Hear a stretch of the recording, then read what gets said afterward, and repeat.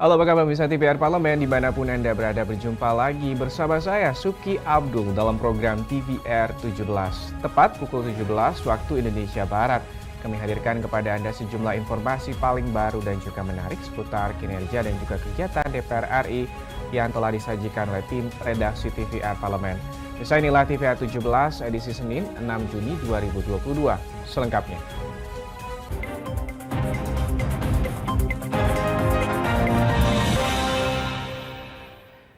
Mengawali TVR 17 kali ini, sejumlah faktor menjadi alasan pemerintah melakukan penataan tenaga non-ASN baik di lingkup pusat maupun juga di daerah. Tujuannya, penataan ini adalah bagian langkah strategis membangun sumber daya manusia ASN yang lebih profesional dan juga sejahtera, serta memperjelas aturan dalam rekrutmen. Berikut informasi selengkapnya.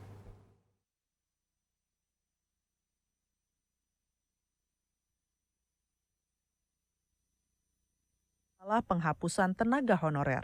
Menurut anggota Komisi 2, penghapusan tenaga honorer ini dinilai sudah sangat tepat karena tidak semakin banyak orang yang dikecewakan. Untuk itu, perlu dilakukan pemetaan pegawai non-ASN di masing-masing instansi. Selain itu, perlu ada afirmasi bagi pegawai yang akan mengikuti P3K. Anggota Komisi 2 DPR RI Anwar Hafid mengatakan, kebijakan negara seharusnya bisa mengakomodir kebutuhan SDM. Penghapusan tenaga honorer dianggap kebijakan yang cukup tegas. Dengan adanya kebijakan penghapusan ini, diharapkan bisa membangun SDM yang berkualitas dan menjawab polemik yang selama ini belum terselesaikan. Ya, jadi yang pertama, kebijakan soal penghentian penerimaan ASN itu memang itu adalah solusi. Solusi untuk tidak memperbanyak orang yang dikecewakan di kemudian hari. Karena tenaga honor ini sudah ada juga unsur-unsur politik sebenarnya. Berganti kepala daerah, berganti tenaga honor, berganti pimpinan lembaga, berganti tenaga honor. Maka kebijakan Menpan untuk men-stop ini saya kira itu perlu kita dukung. Tapi ada satu hal yang perlu diingat ya, bahwa masih ada bengkalai negara ini, masih ada tunggakan negara ini harus selesaikan. Siapa itu? Adalah tenaga honor X, K1 dan K2 yang belum diangkat. Sementara teman-teman mereka pada saat itu sama-sama bekerja, sama-sama Andri, TVR Parlemen, melaporkan. Bisa kita ke informasi selanjutnya, Komisi 3 DPR RI ini menyetujui pagu indikatif Kementerian Hukum dan juga HAM tahun anggaran 2023 sebanyak 18,4 triliun rupiah dan juga menerima usulan tambahan anggaran bagi program kerja yang untuk mendukung rencana kerja prioritas. Komisi 3 DPR RI menyetujui pagu indikatif Kementerian Hukum dan HAM tahun anggaran 2023 sebanyak 18,4 triliun rupiah dan menerima usulan tambahan anggaran bagi program kerja Kemenkumham. Ditemui di Gedung Nusantara 2 DPR RI dalam agenda rapat kerja Komisi 3 DPR RI bersama dengan Menteri Hukum dan HAM, membahas tentang penjelasan pagu indikatif dan rencana kerja tahun anggaran 2023 sebanyak 18,4 triliun rupiah dan mengalami kenaikan dibandingkan alokasi anggaran tahun 2022. Menanggapi hal tersebut, anggota Komisi 3 DPR RI Supriyansa menyetujui usulan tambahan anggaran bagi Kemenkumham. Menurutnya, tambahan anggaran tersebut bisa mendukung prioritas rencana kerja Kemenkumham untuk menyelesaikan permasalahan overcrowded lapas.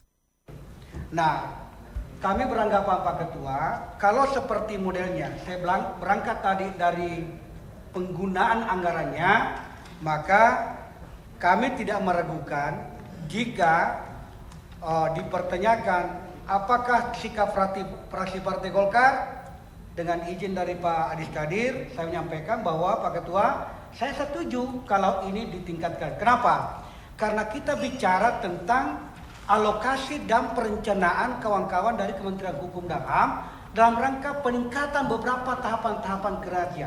Lebih lanjut, Komisi 3 DPR RI menyetujui untuk memperjuangkan usulan tambahan yang diajukan sebesar 1,1 triliun, sehingga total pagu indikatif Kemenkumham sebesar 19,5 triliun rupiah. Vinita dan Tegar, TVR Parlemen, melaporkan. Bisa kita ke informasi dari Komisi 8 DPR RI yang meminta hanya ada satu data kemiskinan yang dikelola oleh Kementerian Sosial agar tidak terjadi tumpang tindih dalam penyaluran bantuan sosial. Penyelesaian persoalan data ini harus diprioritaskan. Rapat Komisi 8 DPR RI dengan Kemensos membahas anggaran tahun 2021, 2022, dan usulan tahun anggaran 2023. Komisi 8 DPR RI rapat dengan Kementerian Sosial untuk membahas anggaran 2021, 2022, dan usulan tahun anggaran 2023. Bantuan langsung tunai atau BLT dikerahkan secara cepat dan tepat sasaran. Sementara itu, tahun anggaran 2022 merupakan program prioritas Kemensos untuk menurunkan angka kemiskinan ekstrim yang terjadi ketika pandemi. Usai ditemui rapat dengan Kemensos di Gedung Nusantara II DPR RI, anggota Komisi 8 DPR RI Lisda Hendra Joni mengatakan agar Kementerian Sosial memberikan data yang valid terhadap angka kemiskinan ekstrim.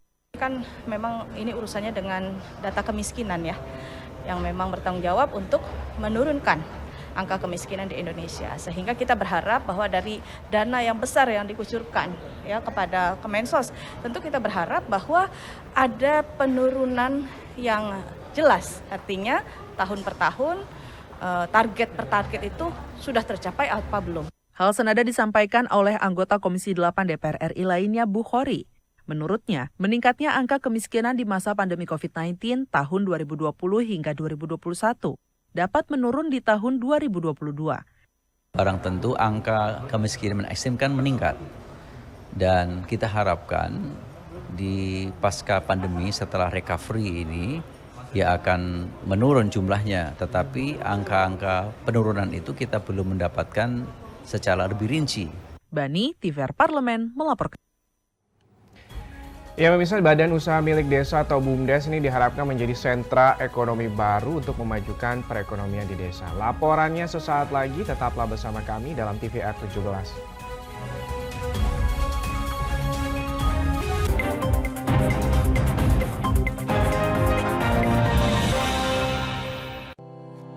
Tugas dan fungsi DPR RI sangat penting bagi negeri ini sebagai pengemban amanat rakyat. Namun tidak banyak yang tahu apa saja fungsi dan tugas dari DPR. DPR mempunyai 3 fungsi pokok, yaitu legislasi, anggaran, dan pengawasan. Ketiga fungsi tersebut harus dilaksanakan dalam kerangka fungsi representasi yang mengedepankan kepentingan rakyat berdasarkan aspirasi masyarakat dan untuk kesejahteraan rakyat. Dari fungsi legislasi, DPR RI mempunyai tugas dan wewenang untuk menyusun dan menetapkan program legislasi nasional bersama dengan pemerintah, menyusun dan membahas rancangan undang-undang, menerima rancangan undang-undang dari DPD, membahas rancangan undang-undang yang diusulkan oleh Presiden ataupun DPD, menetapkan undang-undang bersama dengan Presiden, menyetujui atau tidak menyetujui peraturan pemerintah pengganti undang-undang yang diajukan Presiden untuk ditetapkan menjadi undang-undang.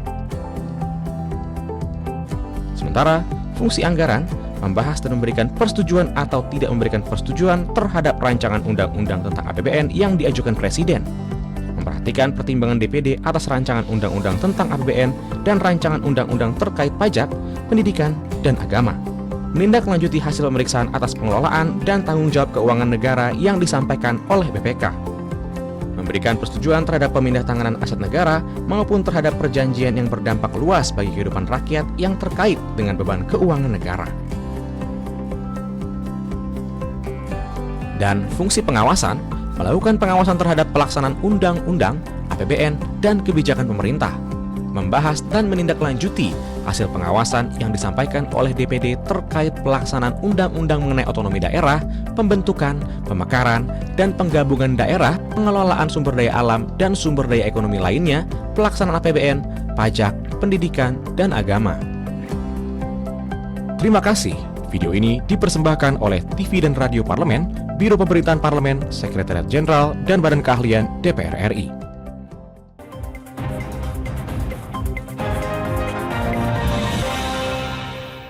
Terima kasih Anda masih menyaksikan TVR 17.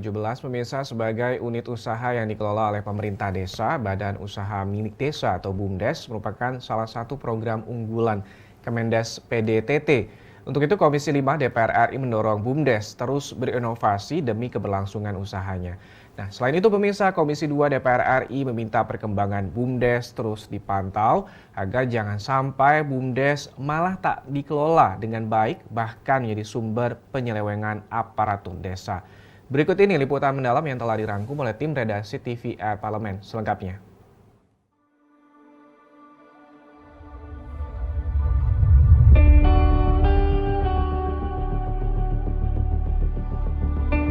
Kementerian Desa Pembangunan Daerah Tertinggal dan Transmigrasi atau Kemendes PDTT memperkirakan pada tahun 2028 semua desa di Indonesia akan memiliki badan usaha milik desa atau BUMDes. Proyeksi ini dibuat berdasarkan asumsi bahwa kebijakan terkait desa maupun BUMDes yang diterapkan saat ini masih berlanjut hingga 2028. Sayangnya, cita-cita yang tersirat dari proyeksi tersebut tidak sejalan dengan kenyataan.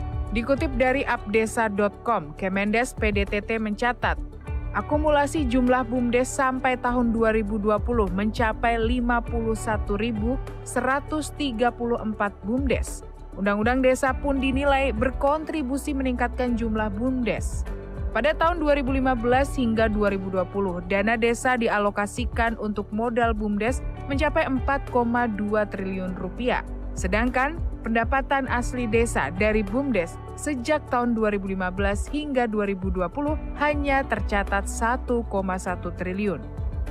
Tujuan pembangunan BUMDes yang dimaksudkan untuk kemajuan perekonomian desa sepertinya tidak berjalan.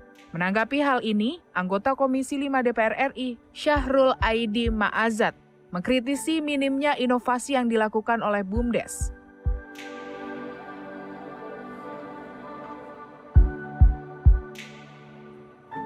Sebagai unit usaha yang dikelola oleh pemerintah desa, BUMDes merupakan salah satu program unggulan Kemendes PDTT. Untuk itu, Komisi 5 DPR RI mendorong BUMDes untuk terus berinovasi demi keberlangsungan usahanya. Dalam beberapa tahun terakhir, Syahrul Aidi Ma'azat menyayangkan adanya BUMDes yang menjalankan usaha sejenis toko kelontong biasa yang umumnya dijalankan oleh masyarakat. Bahkan, tidak sedikit BUMDes yang mengalami gulung tikar dikarenakan pengelolaan yang tidak efektif dan tidak profesional. BUMDes yang ada saat sekarang ini belum berapa persen BUMDes itu yang sesuai dengan filosofi pendirian BUMDes.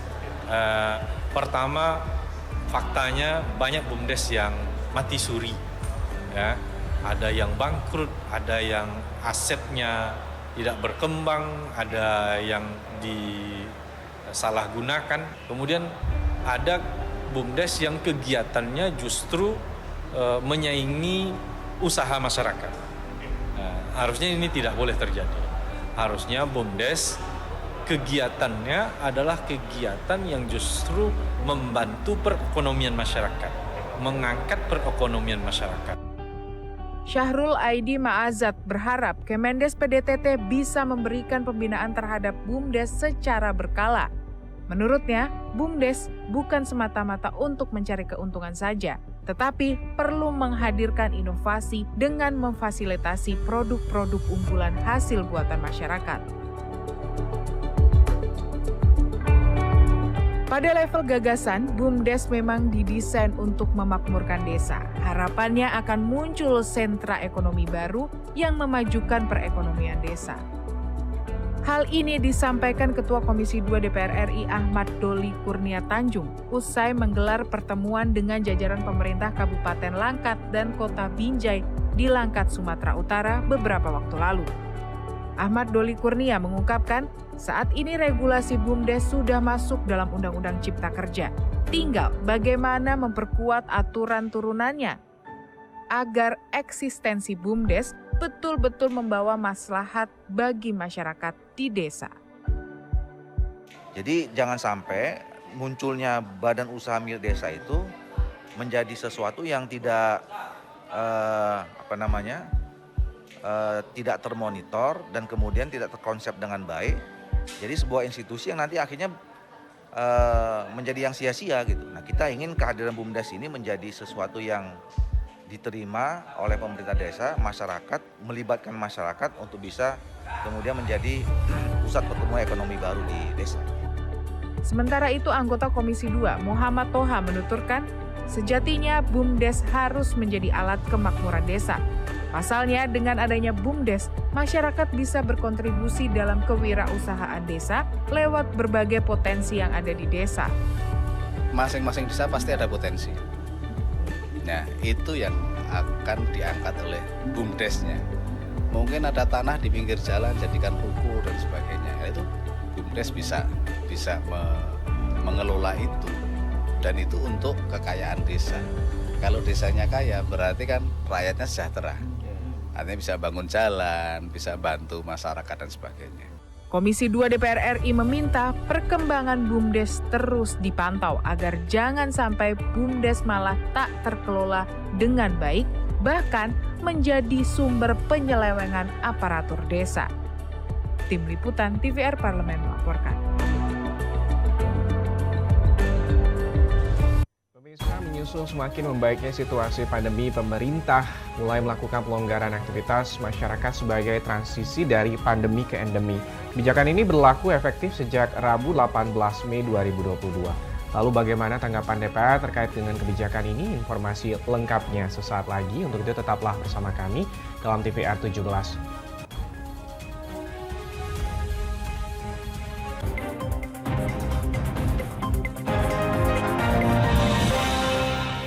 Virus corona menjadi perbincangan dunia. Beberapa negara sudah terjangkit. Ribuan orang di Indonesia terkena virus ini. Kita perlu antisipasi dengan melakukan hal berikut. Cuci tangan dengan sabun dan antiseptik. Gunakan masker atau penutup mulut saat bersin dan batuk. Masak telur dan daging hingga matang. Hindari kontak dengan hewan. Tidak saling berjabat tangan. Tidak berinteraksi dengan penderita. Jika memiliki demam tinggi, batuk, pilek, gangguan pernafasan, sakit tenggorokan, dan letih lesu, segera periksakan ke dokter. Waspada virus corona, cegah penyakit sejak dini. Dipersembahkan oleh TVR Parlemen, Biro Pemberitaan Parlemen, Sekjen dan DK DPR RI. Ingat selalu protokol kesehatan dengan melakukan 5M. Memakai masker, mencuci tangan pakai sabun, menjaga jarak, menjauhi kerumunan, membatasi mobilisasi dan interaksi.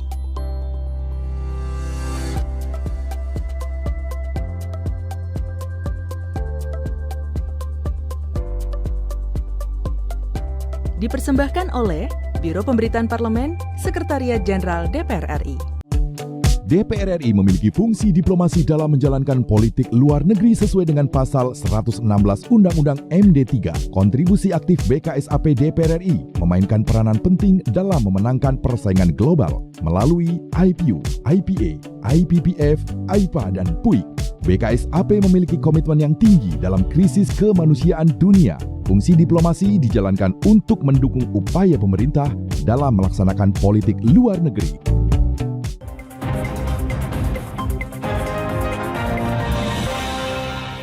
Lagi di TVR 17, DPR RI mengapresiasi kebijakan pemerintah atas pelonggaran pemakaian ataupun juga masker di ruang publik.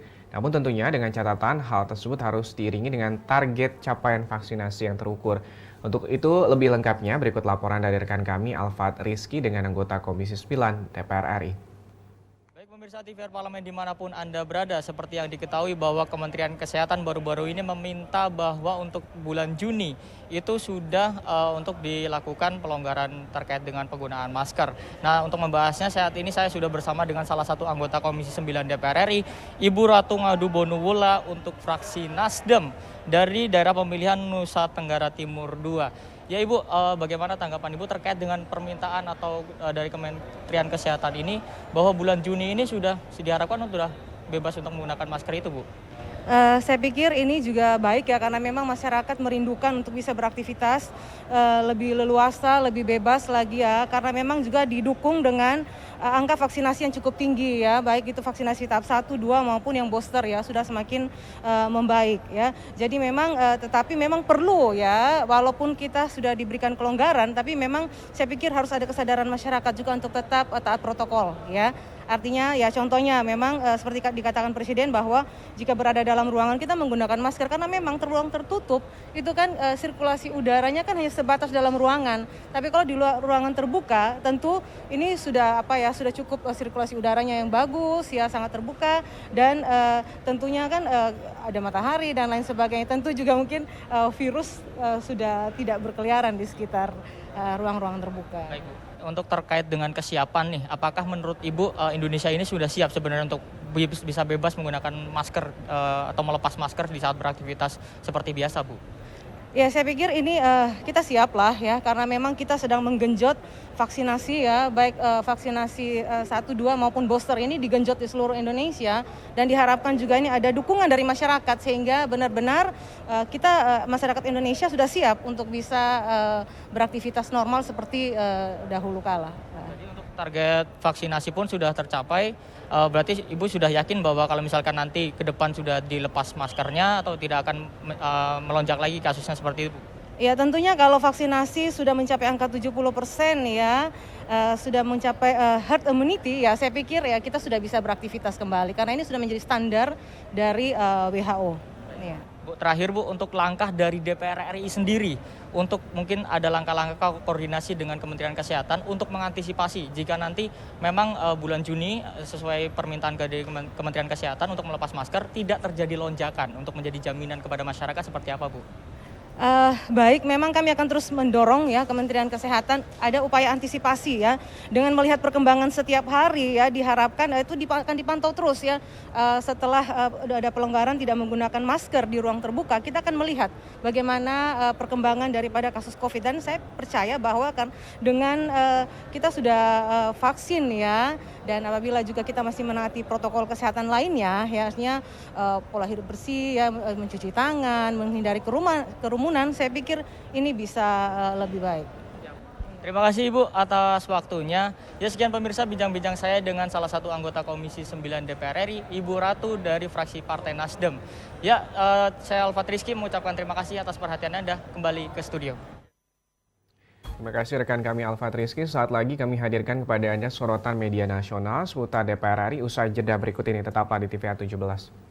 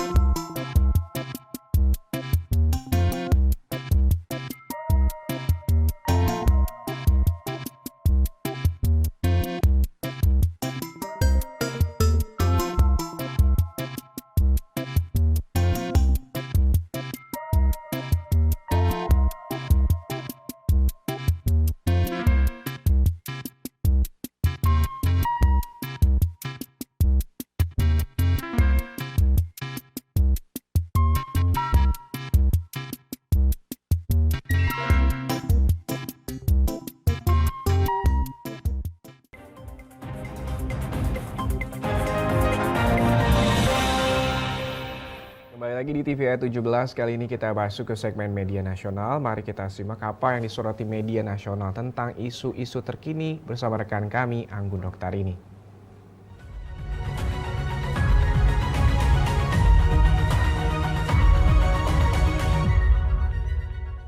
Terima kasih rekan Uki dan halo apa kabar pemirsa TVR Parlemen. Mari kita bahas apa saja yang menjadi headline media online hari ini. Dan kali ini mengenai DPR yang meminta harga tiket masuk Candi Borobudur untuk dikaji ulang kembali. Ada komentar dari anggota Komisi 10 DPR RI di beberapa media yang sekarang sedang booming atau sedang banyak dibahas oleh masyarakat di luar sana. Ini ada satu anggota dewan yang membahas terkait ini yaitu Desi Ratnasari mengatakan bahwa kenaikan harga tiket masuk ke Candi Borobudur merupakan tanggung jawab pemerintah daerah atau dinas pariwisata terkait. Pasalnya tiket masuk ke Candi Borobudur naik menjadi Rp750.000 untuk turis lokal dan $100.000 Amerika bagi wisatawan mancanegara. Desi pun menjelaskan apabila isu ini, kenaikan terkait dengan harga tiket Borobudur menjadi isu nasional, barulah DPR RI akan turun tangan. Dan ia mengakui akan menanyakan tanggapan masyarakat di sekitar Borobudur terkait dengan kenaikan harga tiket ini. Sementara itu, menurut anggota Komisi 6 DPR RI Dedi Yefri Sitorus, menaikkan harga tiket masuk ke Candi Borobudur terkesan lebih ke arah komersialisasi daripada konservasi. Bagi Dedi sendiri, kebijakan demikian tidak berpihak karena yang mampu berwisata ke situs maksud kami terkait dengan ke situs warisan dunia tersebut hanyalah orang-orang yang memiliki kemampuan ekonomi di atas rata-rata. Sebelumnya, Menteri Koordinator Bidang Kemaritiman dan Investasi Luhut Binsar Panjaitan akan membahas pengunjung Candi Borobudur dan menerapkan terkait dengan tarif baru untuk tiket masuk Borobudur bagi turis lokal maupun asing. Tak tanggung-tanggung pemirsa, di sini pengunjung lokal nantinya diharuskan membayar tiket masuk Borobudur sebesar Rp750.000 untuk setiap pengunjungnya. Dan Luhut pun mengaku langkah ini dilakukan semata-mata demi menjaga kelestarian kekayaan sejarah dan budaya Nusantara. Apakah pemirsa setuju? Lantas di sini bagaimana menurut pemirsa sendiri? Apakah dengan adanya kenaikan harga tersebut menjadi satu solusi untuk pelestarian? Dan pemirsa, kita beralih ke berita selanjutnya. Ini ada beberapa pembahasan di media online. Selanjutnya yang juga menjadi headline di media online adalah terkait perdebatan durasi kampanye 2024 yang masih menjadi pembahasan antara DPR dengan pihak penyelenggara pemilu. Dan di sini ada pembahasan terkait durasi masa kampanye partai politik dalam pemilu 2024 masih menjadi perdebatan. Anggota Komisi 2 DPR RI pun di sini salah satunya itu Gus Pardi Gaus mengatakan belum adanya keputusan final antara DPR, KPU dan juga pemerintah terkait durasi masa kampanye pemilu di tahun 2024 ini.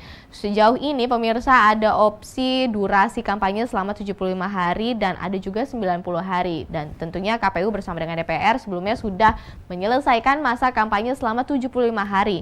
Namun Presiden Joko Widodo meminta durasi kampanye menjadi 90 hari.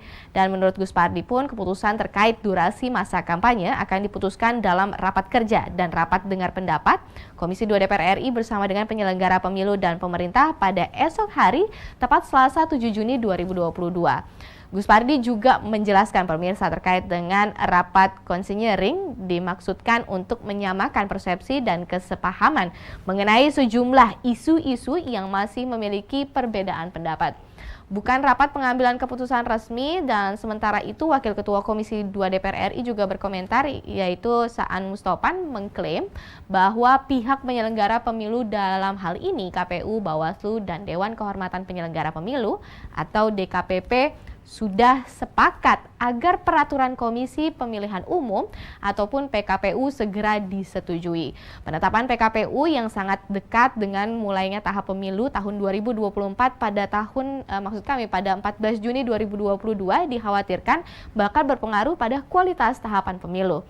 Lantaran persiapan tahapan tersebut, termasuk sosialisasi PKPU, kemungkinan tidak berlangsungnya optimal kinerja jadwal terkait yang padat. Dan pemirsa, itu tadi adalah headline media online pada hari ini mengenai DPR meminta tingginya harga tiket masuk Candi Borobudur untuk dikaji ulang kembali. Juga perdebatan terkait durasi kampanye tahun 2024 masih menjadi pembahasan. Dan saya Anggun Oktarini kembali ke rekan Uki.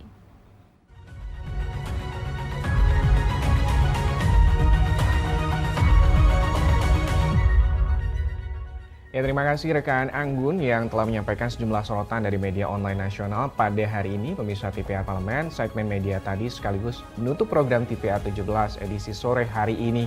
Jangan lupa kembali kami ingatkan, virus COVID-19 masih ada. Untuk itu terus taati protokol kesehatan dimanapun Anda berada. Saya Suki Abdul beserta seluruh kru TVR Parlemen yang bertugas mengucapkan terima kasih atas perhatian Anda.